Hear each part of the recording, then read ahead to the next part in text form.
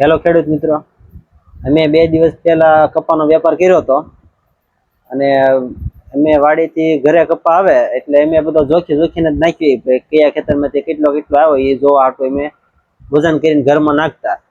અને 100 મણ જોખેલો હતો અને 2 ગાંહડી બીજી હતી એ જોખ્યા વગરની હતી એટલે 105 આજુબાજુ 105 મણ આજુબાજુ કપા હતો.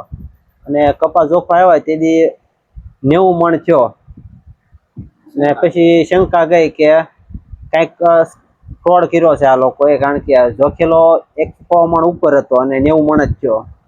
પછી મેં અમારી શેરીમાં સીસીટીવી કેમેરા છે એટલે પછી એ જોયું કે આ 45 ગાંહડી જાય છે કે વધારે જાય છે. તો 45 ધારણ થઈ હતી પણ ડેલા બાદ તો 52 ગાંહડી ગઈ એટલે 14 મણ ઉપર એને કપા ચોરી લીધો હતો. કાંટો અમારો ઘરનો જ હતો પણ એને જોઈ હાવકીની ગાંહડી લઈને વહી જતા હતા.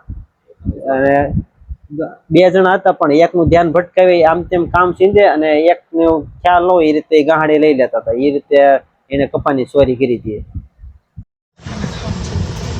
જો મિત્રો, આ કપાની ગાડી છે અને હું તમને માર્ક કરું ત્યાંથી ગાંહડી મેં ગણી હતી.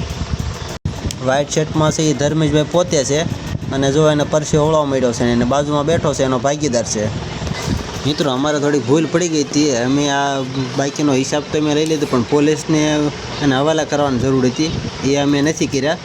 પણ હવે તમે લોકો ધ્યાન રાખજો આવા લોકોથી.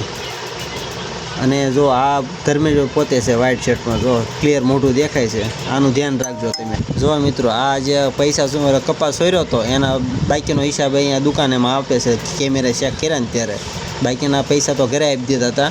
આ 14 મણના પૈસા આપ્યા અત્યારે. અને આ વિડીયો જેમ બને એમ વધુના વધુ લોકો સાથે શેર કરજો, જેથી કરીને બીજા ખેડૂત મિત્રો આવા લોકોથી હલવાઈ ન જાય.